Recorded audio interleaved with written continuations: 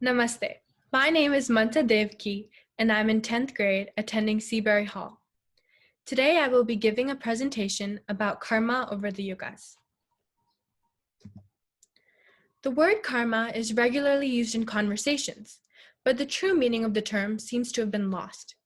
In the modern world, most people usually believe that the definition of karma simply means that if I do something bad, then I will get it in return.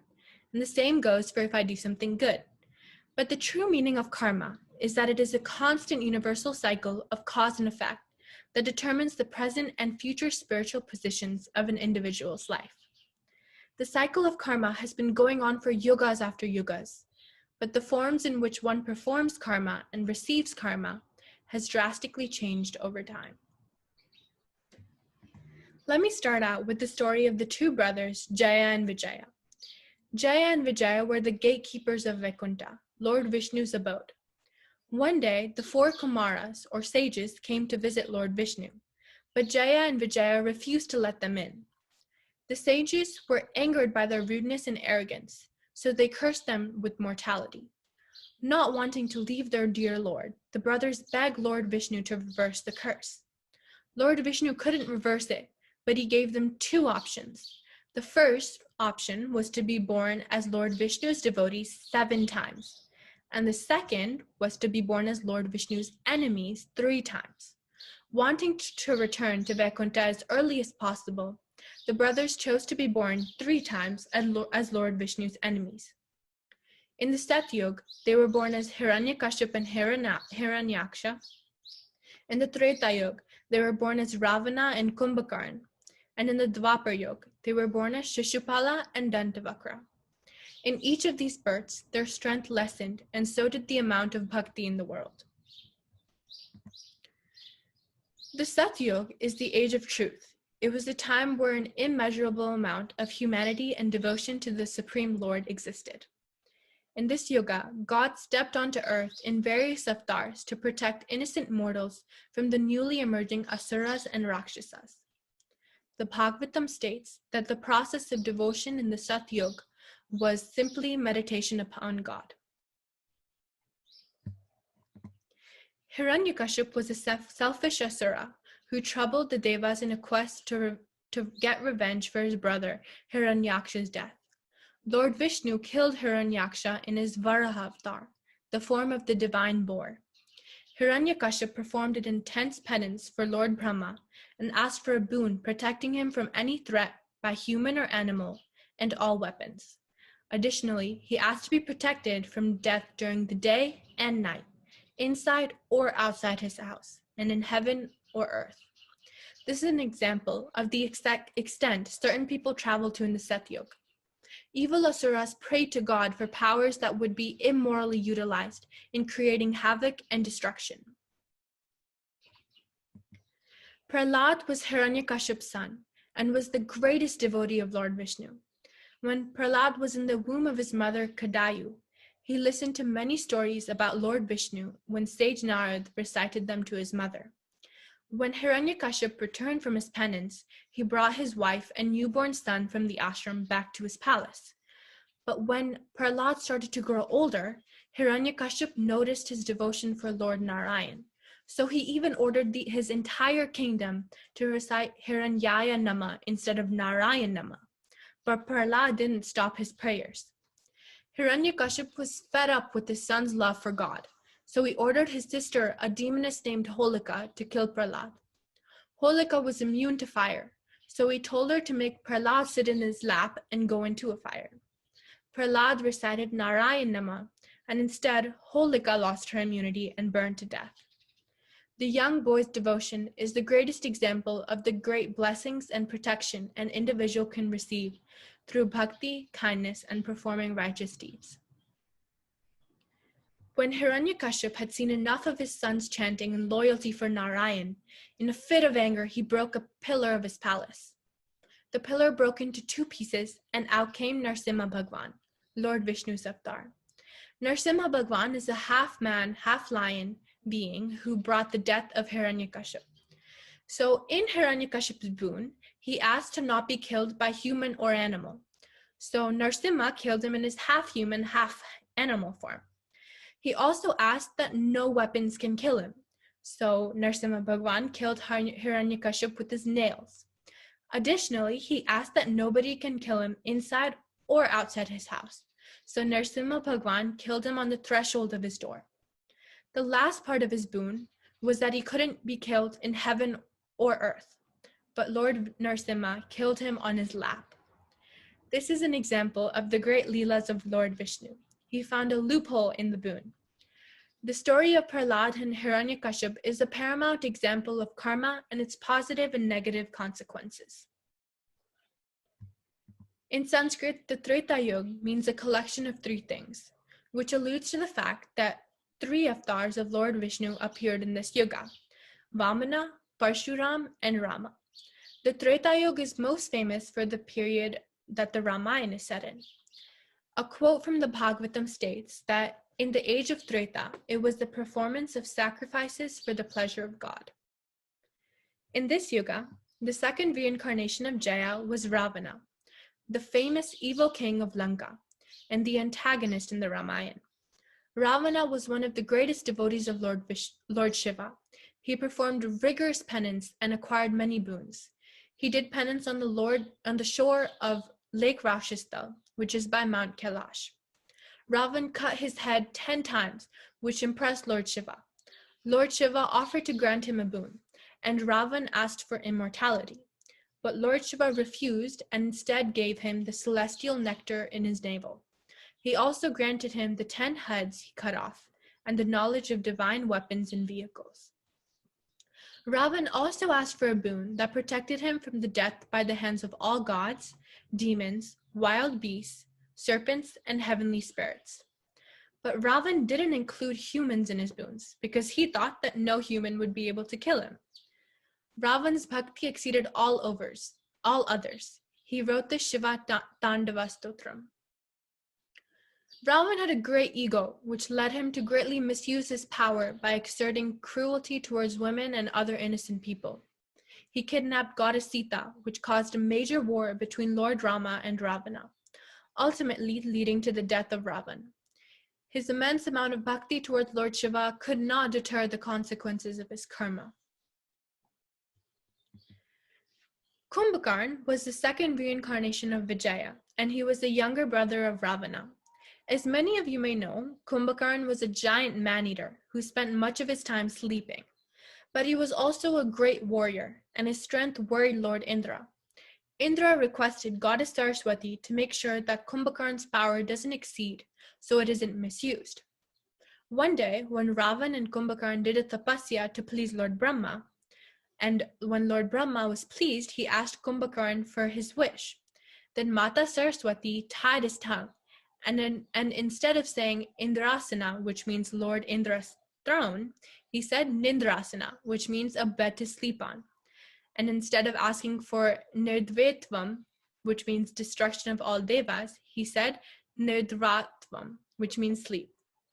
This boon ended up being a curse for him. He slept for 6 months, and when he woke up, he ate everything around him.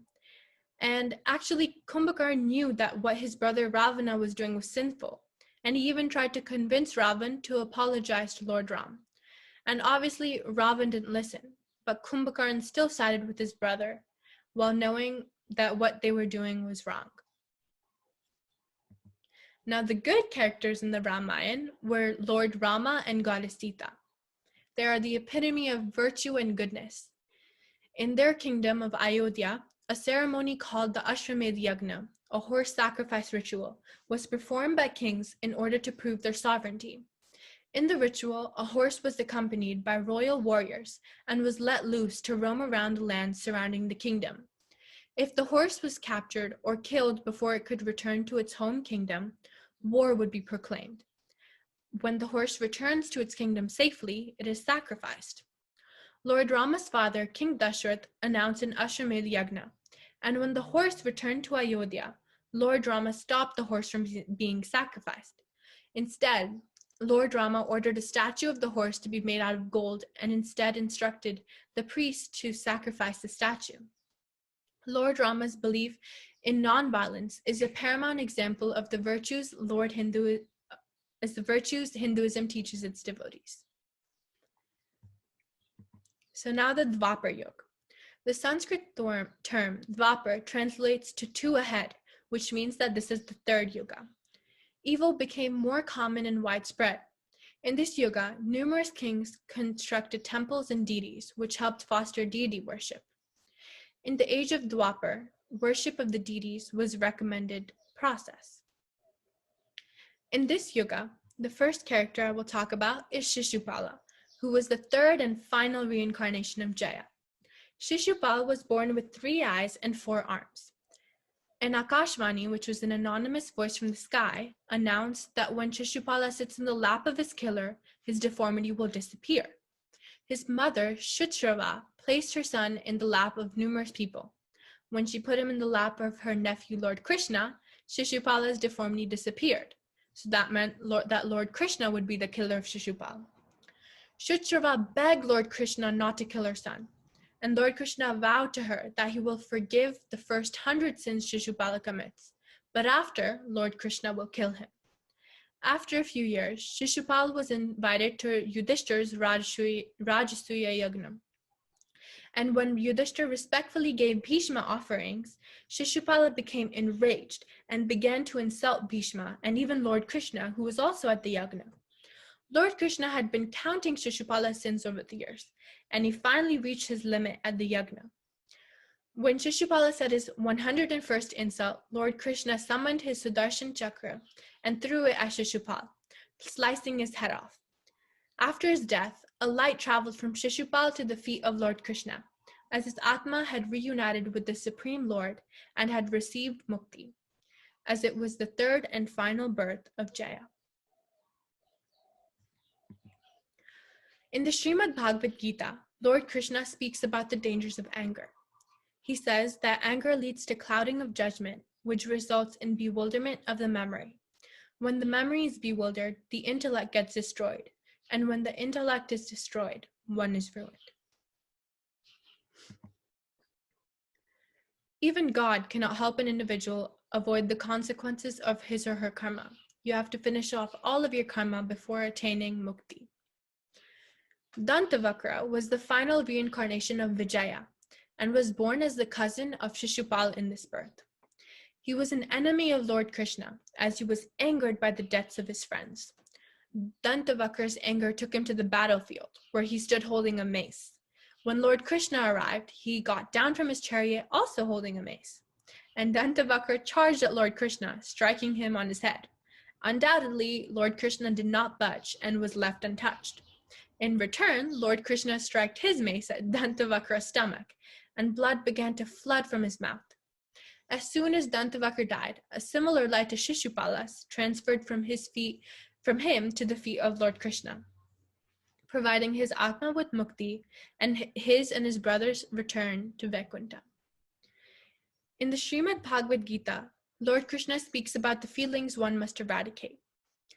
It says that there are 3 gates leading to the hell of self-destruction for the soul: lust, anger, and greed. Therefore, all should abandon these 3. Duryodhan is the main antagonist in the Mahabharata. Duryodhan and his brothers were constantly subdued when compared to their cousins, the 5 Pandava brothers, the sons of Pandu and Kunti: Arjuna, Yudhishthir, Bhima, Nakula, and Sahadev. Duryodhan's jealousy, along with his arrogance and insensitivity, knew no boundaries. Bhima, one of the Pandavas, was older and more physically adept than Duryodhan. So Duryodhan envied Bhima and even attempted to kill him. Bhima was fond of delicacies, so Duryodhan poisoned Bhima's food, but his attempt was unsuccessful. Later in the Mahabharata, Duryodhan brought the Pandava brothers and Kunti to a palace made of wax and lit it on fire. The Pandavas escaped, but the brutality of Duryodhan's actions had no bounds. Duryodhan has no virtues nor a conscience. In the Pandav Purana, he tells Krishna about the causes of his evil deeds. He says, "I know what is dharma, but am not able to practice it. I know what is not dharma, but I am not able to keep away from it. And I am only doing this as directed by a God who is within my mind." Arjuna, one of the protagonists in the Mahabharata, was a renowned warrior and archer and one of the 5 Pandava brothers. Arjuna's mentor, charioteer, and dear friend Lord Krishna helped Arjuna gain confidence and fight the Kurukshetra war against his cousins, the Kauravas. The Srimad Bhagavad Gita contains a discourse between Arjuna and Sri Krishna. Sri Krishna teaches him about the righteousness and the importance of performing one's duties. In the Gita, there are numerous teachings that show us the beautiful morals taught in Hinduism. One such saying is said by Lord Krishna to Arjuna, where he says, "Your right is to perform your work only, and not at all to its fruit. Let not the fruit of action be your motive, nor let your attachment be to inaction." Now, the final yuga of this cycle is the Kaliyuga, which is the era of darkness and discord. This is the yuga of today. Evil is everywhere, and there is a desperate need for bhakti and dharma. According to the Bhagavatam, it states that in the present age of Kali, it is kirtan alone. Many of you must have heard of Mirabai and her boundless devotion towards Lord Krishna. Mirabai was a famed princess born in Mirta, Rajasthan, who was a poet and singer. Her fondness for Sri Krishna began when she was a young child and was handed an idol of the god. She instantly became attached to the idol. Now, when she grew a little older, she attended a wedding procession with her mother. When she saw the bride and groom, she innocently asked her mother who her groom will be. Her mother playfully pointed to the idol of Sri Krishna and said that he will be your groom. So Mirabai had married Sri Krishna in her mind. Unfortunately, she was forced to marry into the aristocrat family of Mevar. When her husband and father-in-law died, the rest of the royal family schemed to kill her because they believed that her devotion towards God was bringing shame upon the royal family. They tried to poison her, but when she drank it, it turned into nectar. They gave her a basket that had a snake in it. When she drank it, it turned into a garland. When she put it around her neck, it turned into a garland of flowers. She was banished from the kingdom and went on to the land of Sri Krishna, which was Dwaraka, where she sang, chanted, and wrote for him. In the end, Mirabai was reunited with her Lord, merging into the idol of Sri Krishna. She is the epitome of devotion and bhakti in the Kali Yuga. This is just the beginning of the Kali Yuga. While there are no Rakshasas or demons that exist in this yuga, we still encounter immense hurdles.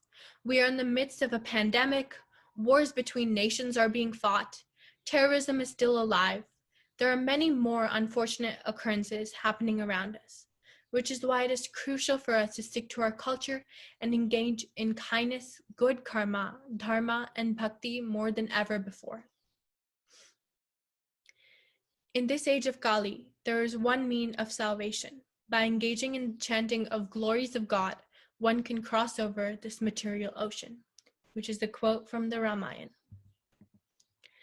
I would like to end this talk with a quote from the Ramayana, which I find to be very beautiful. To protect the righteous, to annihilate the wicked, and to reestablish the principles of dharma, I appear on this earth age after